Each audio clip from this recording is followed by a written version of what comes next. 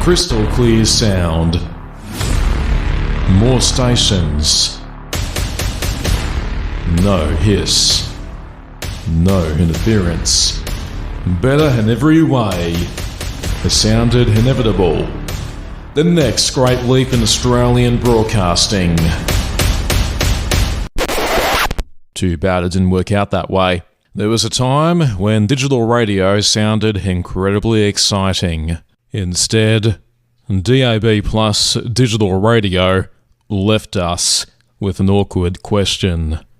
Why did it so often sound worse than FM?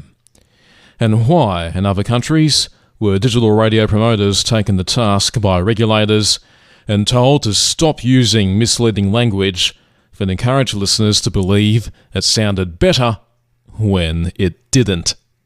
I remember when DAB started making headlines in Australia. Around 2010, I was working in commercial radio at 2NM and Power FM Muswellbrook. It was my second job in commercial radio, and inside the industry, there was a real buzz about digital radio. I also remember having a debate with a colleague who simply wouldn't entertain the idea that DAB Plus could sound worse than a well-engineered FM station. I tried explaining to this colleague bitrate, audio compression, multiplexes. It didn't matter. The marketing department had already won. Sometimes people heard the word digital and immediately assumed it meant perfection.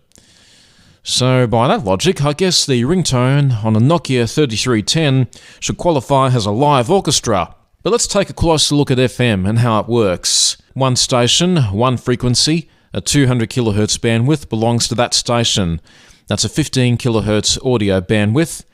If the broadcaster invests in good audio processing, avoids crushing everything into a wall of loudness, and has experienced engineers looking after the transmission chain, FM can sound amazing. Assuming, of course, the network hasn't made the engineer redundant and replaced them with an overseas help desk reading from a troubleshooting flowchart. When commercial FM stations first appeared in Australia in the 1980s, it felt out of this world. The year was 1989. I was only 3 years old. UFM Newcastle exploded on the air with a laser light show, visible right across Newcastle, and it crushed the competition.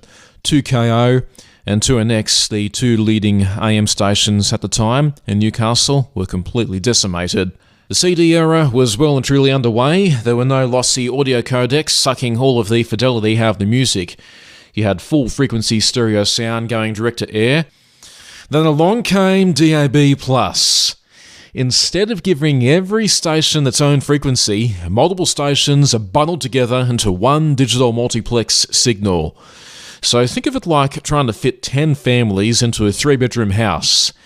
Yeah, everyone technically has somewhere to live, but nobody's having a good time. Those stations all have to share a limited amount of data.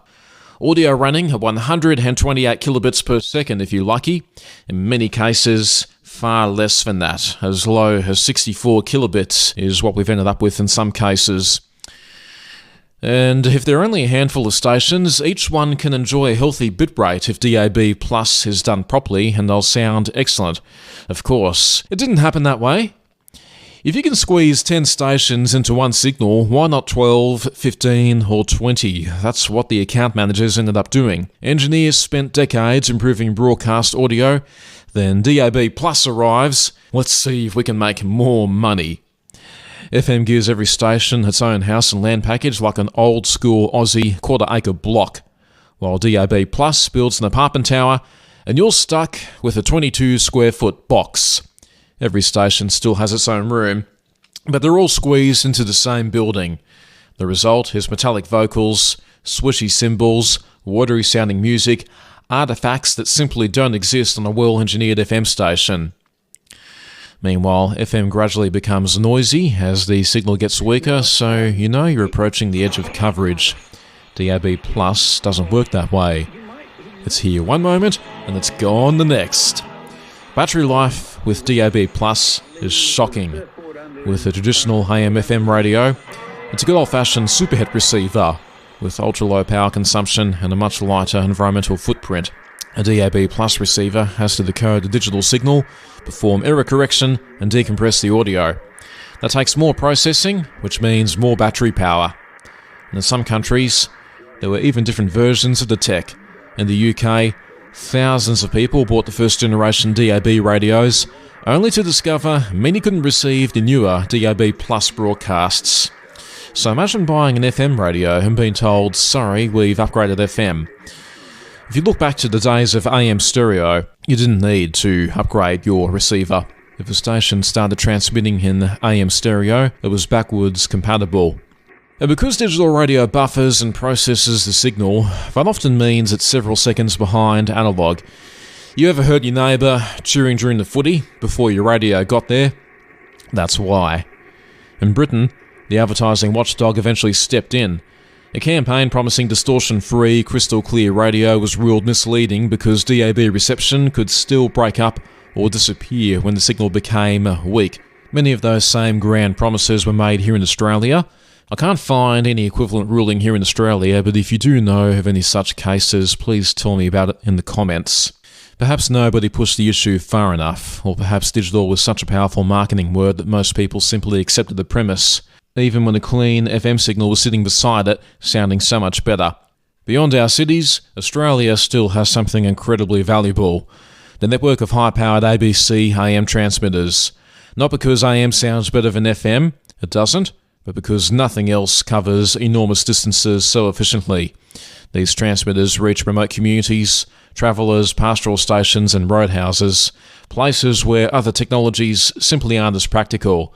They form part of Australia's emergency broadcasting capability, and when you think about how big this country actually is, you realise how much we rely on it. And that's why I was a bit disappointed to see the ABC cut its 7:20 AM signal in Perth. But of course, there were problems with AM reception in the city where there's electrical interference. I did address that in this recent video.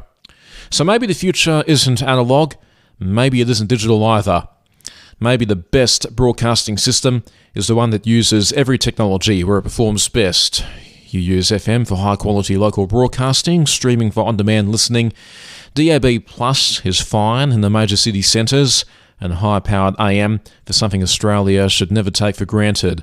Nationwide coverage, resilience, and one of the greatest broadcasting assets this country has ever built.